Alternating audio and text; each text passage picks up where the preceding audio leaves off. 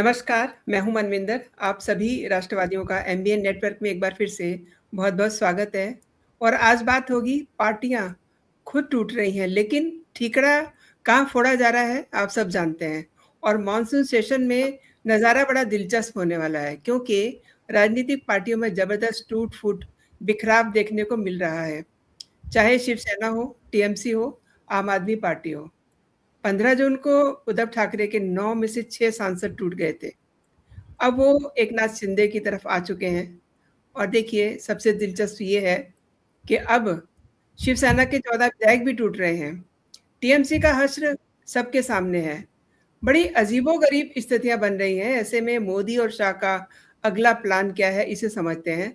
आप जल्दी से वीडियो को लाइक कर लीजिए, क्योंकि मेरे साथ मुंबई से जुड़ गए हैं आदरणीय भाऊ तोरसरकर जी। भाऊ, बहुत स्वागत है आपका। नमस्कार।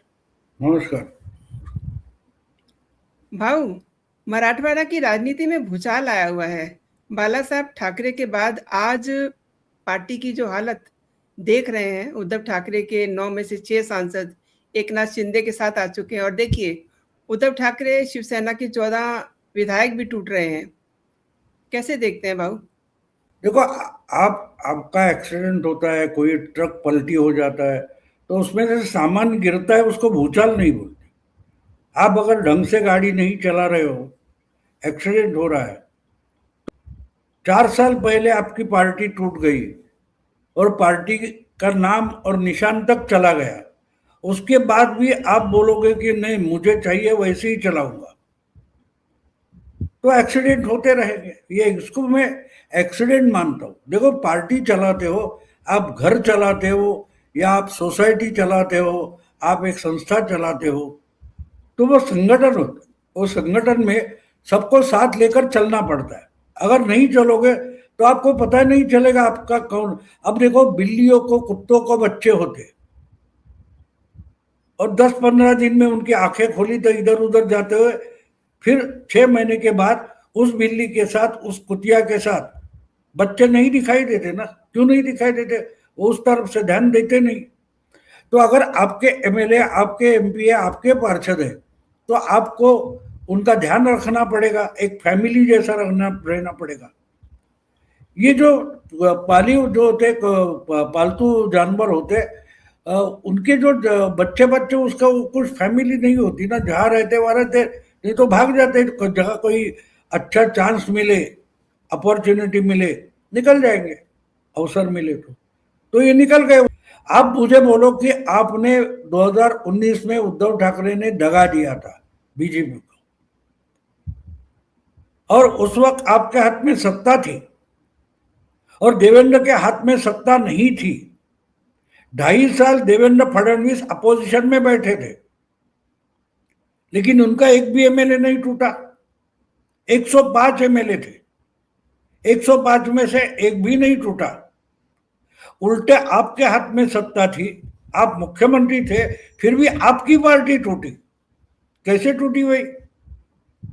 क्योंकि आप उनकी तरफ मुड़कर नहीं देख रहे थे, आप उनका ध्यान तक नहीं रख रहे थे। लेकिन दूसरी तरफ 5 साल लगातार मुख्यमंत्री बने रहे देवेंद्र फडणवीस। अगले 2.5 साल अपोजिशन लीडर बैठे, लेकिन उन्होंने पार्टी कैसी संभाली है। अगले 2.5 साल वो डेप्यूटी चीफ मिनिस्टर रहे, एकनाथ शिंदे चीफ मिनिस्टर रहे, तो भी पार्टी संभाली, पूरा गठबंधन संभाला। आज पूरे गठबंधन को बड़ी तगड़ी मेजोरिटी मिली है, उसके बावजूद उनका कोई नहीं टूट रहा है, आपका टूट रहा है। ये क्या? आप सत्ता में रहो तो भी आपकी पार्टी टूटती है, आप अपोजिशन में रहो आपकी पार्टी टूटती है। क्यों टूटती है? और हर एक के कंप्लेंट क्या है कि हमको टाइम नहीं देते, हमको मिलते नहीं। तो क्या है बात भाई? आप सीरियस पॉलिटिशियन नहीं हो, आप सीरियस लीडर नहीं हो, वरना ये बिल्कुल नहीं होता। देखो, बाला साहब ठाकरे ने 66 में, 66 में शिवसेना बनाई। उसके 24 साल बाद 1990 में उनको पहली बार पार्टी के नाम से रिकॉग्निशन मिला, एक चुनाव चिन्ह मिला। वहां तक उन्होंने पर 71 का चुनाव लड़ा, 72 का चुनाव लड़ा, उसके बाद 78 का चुनाव लड़ा था। हर कैंडिडेट उनका अलग अलग चुनाव चिन्ह पर लड़ता था, क्योंकि पार्टी को रिकॉग्निशन नहीं था, ना चुनाव चिन्ह था, फिर भी उनसे लोग टूटते नहीं थे। ये डिफेक्शन लॉ वगैरह मामला नहीं था उनके लिए, क्योंकि उनकी हुकूमत थी। वो खुद चुनाव नहीं लड़ते थे, ना किसी सत्ता पद पर जाकर बैठते थे, लेकिन उनसे टूटना मुश्किल था लोगों को, बिल्कुल मुश्किल था। क्योंकि और गए तो वो रोते नहीं बैठते थे। मुझे तो याद है 1987 या 88 की बात है, ठाणा में उनका अच्छा, उनकी ताकत अच्छी थी। पहला ठाणा कॉरपोरेशन बना, उसके बाद पहला मेयर जो बना वो शिवसेना का था, सतीश प्रधान। एक साल बाद जब मेयर बदली होना था, तो इनका कैंडिडेट हार गया, क्योंकि इनके कुछ पार्षद टूटे थे। तीसरे साल जब वही हो गया, तो उन्होंने बोला जो कुछ बचे 30-35 सबके सब रिजाइन करो। अगले 3 साल ठाणा कॉरपोरेशन में शिवसेना का एक भी पार्षद नहीं था, लेकिन उसके बाद जो चुनाव हुआ वो थंपिंग मेजोरिटी से आए थे, कोई प्रॉब्लम नहीं थी, क्योंकि वो उनको चुने हुए लोगों को ताकत नहीं मानते थे। वो अपने इलाके में कारपोरेटर हो या ना हो, तुम हो तो तुम जनता का काम करो, और चुनकर लाते थे। तो अगर उनके समय पार्टी नहीं टूटती थी, लीगल कॉम्प्लिकेशन ना होते हुए नहीं टूटती थी, तो उद्धव के समय में क्यों टूट रही है? और जब बाला साहब के समय टूटी थी, उन्होंने परवाह नहीं की। लेकिन एक बात थी, जब 91 में 15 लोग निकल गए थे भुजबल के साथ, उसमें से एक भी नेक्स्ट चुनाव में जीत नहीं पाया था, एक भी, भुजबल भी। और आज उद्धव के पास से 41-40 लोग निकल गए थे, उसमें से 36 चुनकर आए, क्योंकि उद्धव उनका नेता नहीं था, एकनाथ शिंदे उनका नेता था। तो फिर उनमें से 4-5 हार गए, लेकिन पूरे के पूरे 26-36 आ गए, और उससे भी ज्यादा आ गए, 57 आ गए। तो ये समझना जरूरी है, इसको पार्टी तोड़ना वगैरह नहीं बोलता। कोई दूसरा कोई आपकी पार्टी नहीं तोड़ सकता। तो इसके लिए दूसरे के तरफ ठिकरा फोड़ना या उंगली उठाना गलत है। बीजेपी क्यों नहीं तोड़े? बीजेपी छोड़ो, कांग्रेस ने तोड़े थे, शरद पवार ने तोड़ी थी पहली बार शिवसेना, तोड़ेगा ही। जिम्मेदारी आपकी बनती है कि आप अपना कुंबा संभाल कर रखें। लेकिन भाऊ देखिए, कह रहे हैं कि डैमेज कंट्रोल करेंगे, ये करेंगे, वो करेंगे, लेकिन कर क्या रहे हैं? हमने आपने सबने देखा, आदित्य ठाकरे गाली दे रहे हैं, संजय राउत गाली दे रहे हैं, गाली गलौज का सिलसिला कई दिन से जारी है, और अपनी कमियां ढूंढने की बजाय ये रवैया देखने को मिल रहा है। अब पार्टी में ये जो घमासान हम देख रहे हैं, आदित्य ठाकरे ने तो सोमवार को यहाँ तक कह दिया कि हिम्मत है तो बागी सांसद इस्तीफा देकर के दोबारा चुनाव लड़े। ये कौन सी बात हुई? नहीं, उन्होंने भी देना चाहिए था ना। जब बीजेपी का साथ छोड़ा तो उन्होंने रिजाइन किया था, चलो हम उनको बीजेपी के साथ नहीं रहना, आप छोड़ दो। आपने रिजाइन किया था, नहीं किया था? आप बीजेपी के साथ जाकर सब 56 लोग चुनकर लाएंगे और बाद में दूसरे के साथ जाएंगे, तो आपने क्या किया था? बिल्कुल वही किया इन्होंने, क्यों नहीं करेंगे? आपने भी तो वही किया है। और उद्धव ठाकरे बोले थे कि शिवसेना अलायंस में 25 साल सड़ गई, तो बीजेपी भी सड़ी थी। आपके कारण बीजेपी का भी नुकसान हुआ था।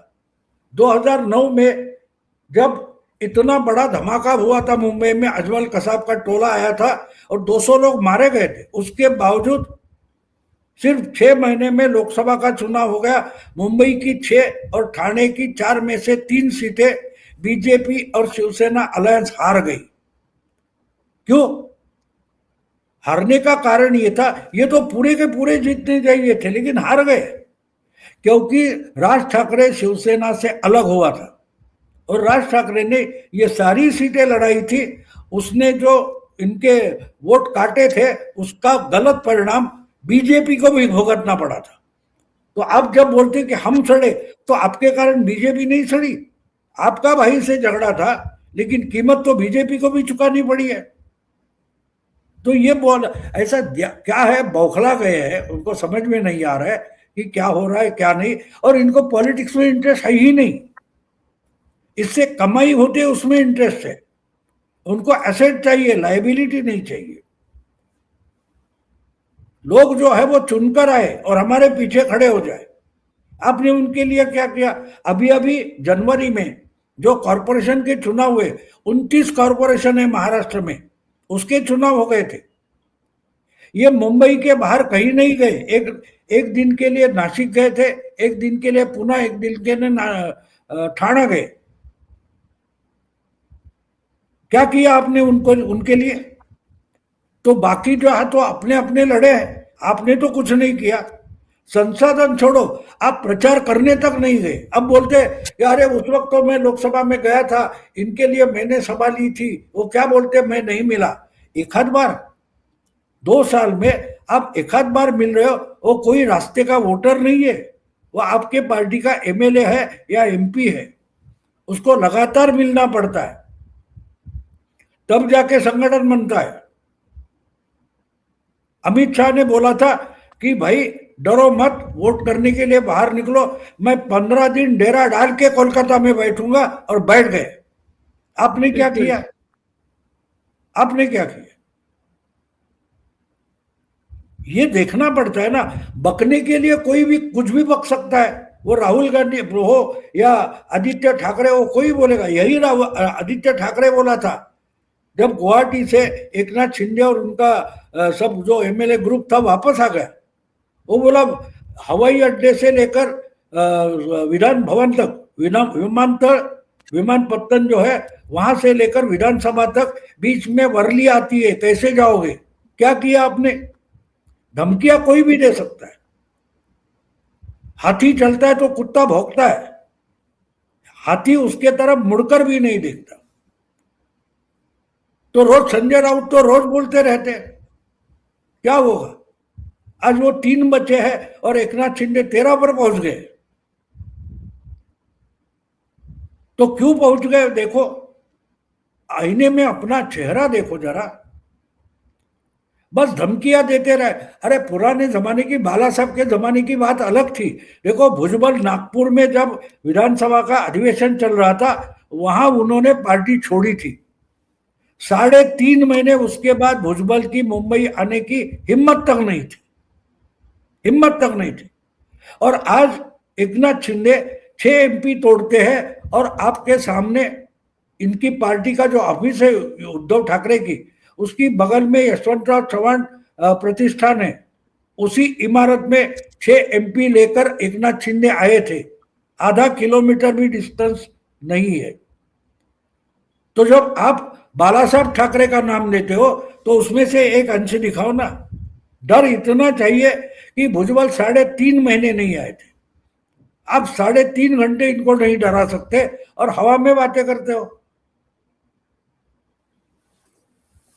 और भाऊ 2 दिन पहले अमित शाह का आप जिक्र कर रहे थे, तो अमित शाह ने कोल्हापुर में थे वो, वहां पर उन्होंने कहा था कि पहले हम एकनाथ शिंदे गुट लिखते थे, पर अब ये लिखने की जरूरत नहीं है। असली शिवसेना अब उद्धव ठाकरे की नहीं बल्कि एकनाथ शिंदे है। और देखिए एकनाथ शिंदे और उद्धव ठाकरे ने अलग अलग शिवसेना का स्थापना दिवस मनाया है।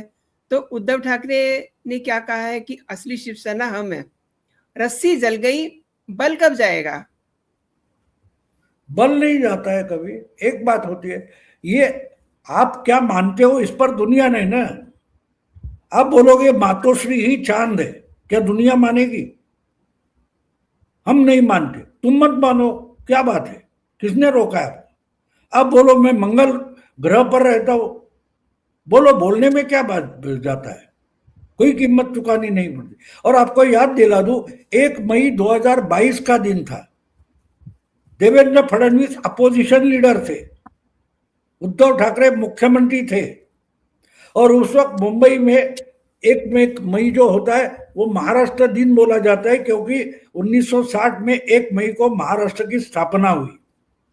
तो उस वक्त मुंबई में सोमैया ग्राउंड पर भाषण करते हुए देवेंद्र फडणवीस ने कहा था, उद्धव की तरफ अंगुली निर्देश करके देवेंद्र फडणवीस ने कहा था, आप यानी मुंबई नहीं हो, आप यानी मराठी अस्मिता नहीं हो, आपका मतलब उद्धव ठाकरे माने महाराष्ट्र नहीं है।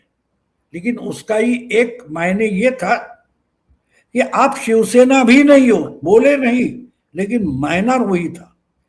आज उद्धव ठाकरे माने शिवसेना नहीं है, एकनाथ शिंदे माने शिवसेना है, कानूनन है, प्रैक्टिकली है, ताकत में भी है। तो आप मानो ना मानो क्या फर्क पड़ता है? आप मानो ना मानो उससे कुछ फर्क नहीं पड़ता। आप खुद को बाला साहब ठाकरे मानने लगे कि मैं आदेश देता हूं, मैंने ये किया, अरे तुमने क्या किया है? तो ये बकवास करते हैं, उससे कोई मतलब नहीं है। तो आप क्या हो? आप खुद को कुछ भी, मैं खुद को अमेरिका का प्रेसिडेंट मान सकता हूं ना, मानो को किसने रोका है? जो कुछ मानना है मानो, उससे दुनिया बदलती नहीं, दुनिया का व्यवहार बदलता नहीं। आपने भाऊ बहुत बड़ी बात की है। और ये दल हारते हैं तो गाली देते हैं मोदी को, अमित शाह को, बजाय आत्ममंथन करने की, और कहते हैं कि मोदी अमित शाह पार्टी तोड़ रहे हैं। ये नैरेटिव बनाया जा रहा है। इधर टीएमसी वाले रो रहे हैं कि हमारी पार्टी तोड़ दी, विलय करा दिया, मैंने वो ब्ला ब्ला। नैरेटिव बनाए, तो नैरेटिव ये मीडिया के एंटरटेनमेंट के लिए, लोग ऐसी बातें सुनते तक नहीं, तो नैरेटिव क्या बनेगा? आम जनता में क्या पहुंचेगा? आज की बात है, 22 जून 2026, आपके 6 एमपी चले गए और महाराष्ट्र में 18 तारीख को 16 विधान परिषद के लिए चुनाव हो गया। उसमें से 6 निर्विरोध आए थे, बचे थे 10 सीटें जिसके लिए वोटिंग हुआ था 18 जून को। उसमें से एक भी महाविकास आघाड़ी का चुनकर नहीं आया है, एक भी।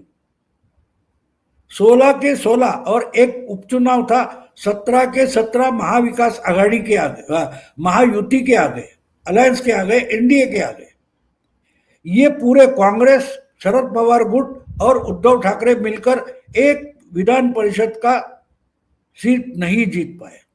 एक जगह अलायंस का कैंडिडेट था, यानी एनडीए का कैंडिडेट हार गया, लेकिन उसको हराने वाला भी एनडीए का बागी है, वो महाविकास आघाड़ी का नहीं है। जो बागी चुनकर आया है वो भी महायुति का ही है। तो आपका बचा क्या है?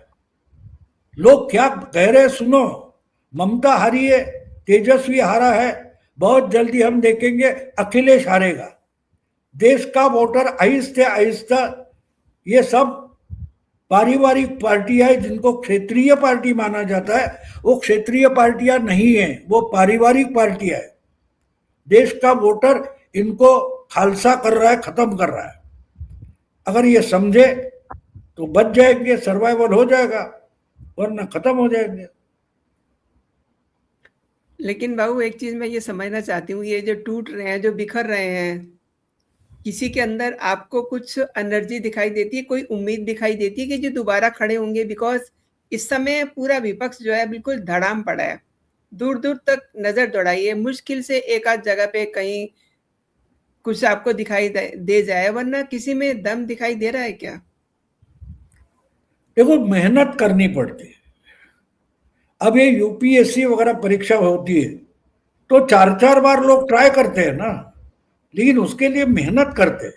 हाँ, मैंने पर्चा भरा है, परीक्षा के लिए गया हूं, मेहनत कुछ नहीं की, तो 10 बार बैठो, उसमें कुछ नहीं होने वाला। मेहनत करनी पड़ेगी। और आप नहीं तो आपकी उम्र खिसक गई तो नेक्स्ट जनरेशन के लोग आकर परीक्षा देंगे, पास हो जाएंगे, आप वही के वही पड़े रहेंगे। विपक्ष खत्म नहीं होता। देखो, जब लोकतंत्र है तो विपक्ष होगा ही। अगर आप विपक्ष करके काम नहीं करोगे तो आपकी जगह लेने वाला दूसरा कोई आ जाएगा। जब तमिलनाडु में 2 ही पार्टियों के बीच पॉलिटिक्स बढ़ गई थी तो टीवी के वो थलपति विजय अपनी पार्टी बनाकर 1 साल में आ गए, लोगों ने उसको सत्ता दे दी। तो आप अगर बदलने को तैयार नहीं हो, काम करने को तैयार नहीं हो, तो तीसरा कोई आ जाएगा, दूसरा कोई आ जाएगा। सत्ता में 12 साल बैठने के बावजूद अमित शाह और नरेंद्र मोदी जितनी मेहनत करते हैं उतनी अगर राहुल गांधी नहीं करेंगे या अपोजिशन के कोई नेता नहीं करेंगे तो वो एब्सोल्यूट हो जाएंगे, खत्म हो जाएंगे। इसका मतलब उनका स्पेस जाता नहीं, स्पेस रहता है। वो स्पेस लेने के लिए दूसरा कोई आकर खड़ा हो जाए। शायद वो हमको आज दिखाई नहीं दे रहा है। 1984 में जब राजीव गांधी के नेतृत्व में 400 से ज्यादा कांग्रेस की सीटें आई तो विपक्ष खत्म ही हो चुका था, लेकिन खत्म नहीं हुआ था, सीटों में कम दिखाई दे रहा था। विपक्ष के पास 50% से ज्यादा वोट उस वक्त भी थे, बीजेपी के 9.5% थे और बाकी जो सीपीएम के कुछ 3% हो गए, इसके 2% थे। अब वो स्पेस गैप कैसे करना है? तो 1984 के बाद 9.5% से आज बीजेपी 37.5%, 37% तक पहुंची है। तो ये कहां से आ गए? 36-38% वोट पिछले 40 साल की मेहनत है।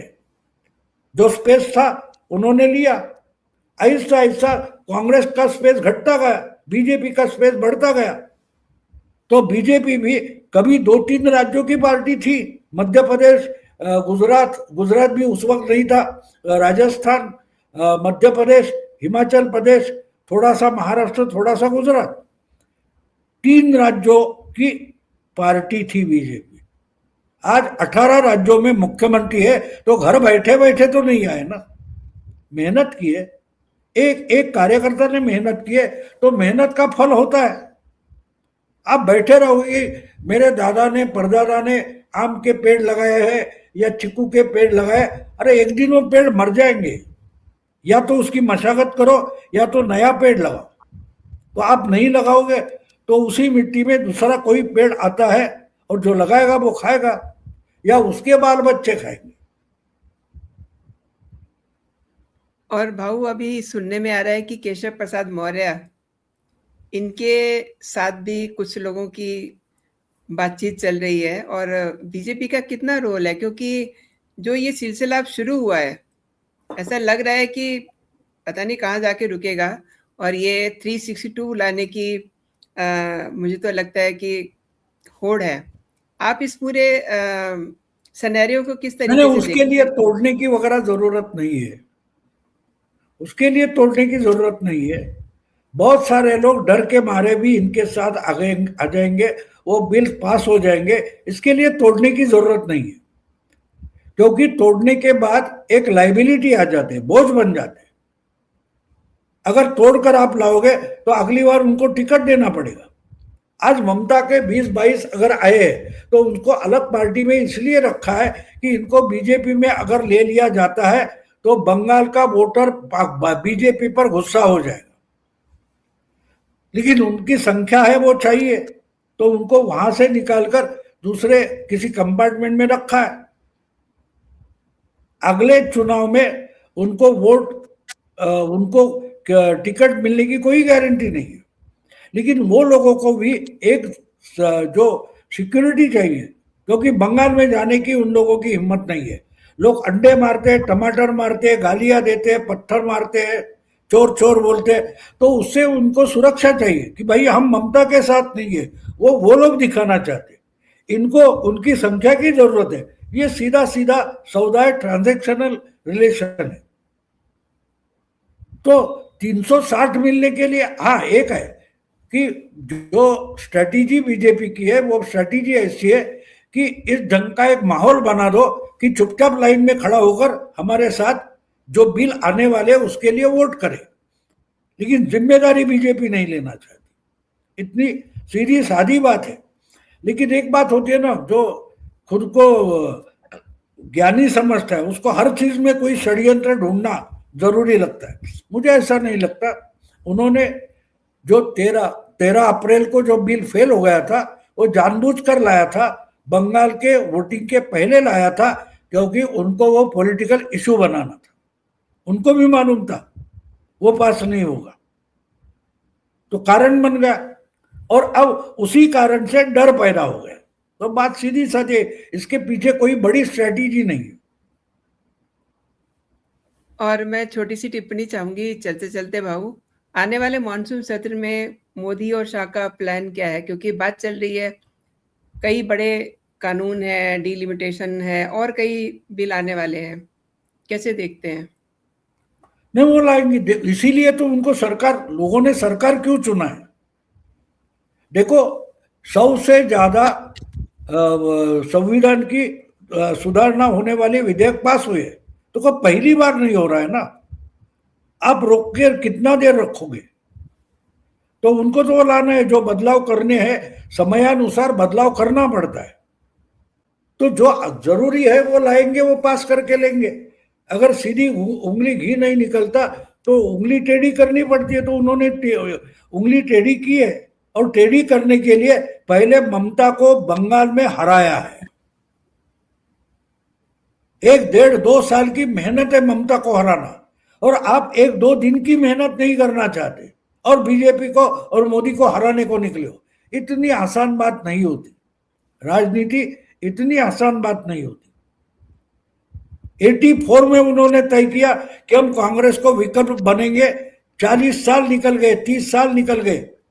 84 से लेकर 2014, यानी 30 साल के बाद बीजेपी मेजोरिटी पार्टी बनी। 30 साल की मेहनत थी, हवा में नहीं हुआ है। तो आप अपने स्टेट के लिए मेहनत करो, आपकी पार्टी के लिए मेहनत करो। बिना मेहनत के कुछ मिलने वाला नहीं। एक बार लॉटरी लगती है। 24 में जो रिजल्ट आए, वो आरएसएस में नाराजी थी, उसका फायदा इनको मिला।